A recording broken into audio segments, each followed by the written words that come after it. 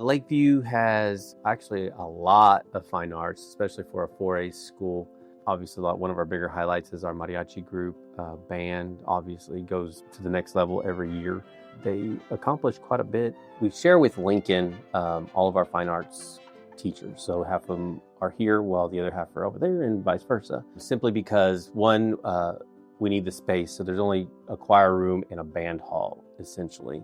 And so when everybody else, orchestra, mariachi, is trying to practice, there's no space for them. So we share anyways the instructors. So it only makes sense for them to be off campus while we're having the other two here. And then in the afternoons, we'll flip.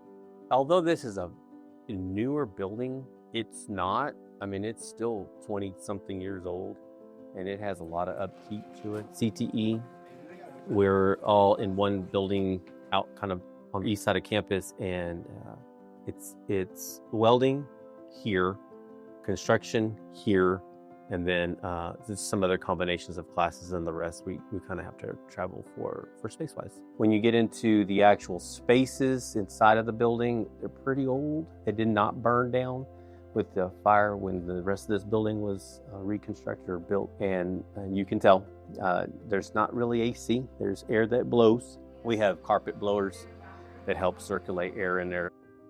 The turf that we actually have football practice on and band practice on was originally put in place for band. Trying to share that one surface is pretty difficult, especially with all the sports that are happening all simultaneously. Definitely the turf has been used, a lot of wear and tear throughout the years. There's times that we have to repair marks, hash marks, numbers, glue them back down again. Those lights were mainly just used for maybe, I don't know how many feet, but they don't cover a lot of ground.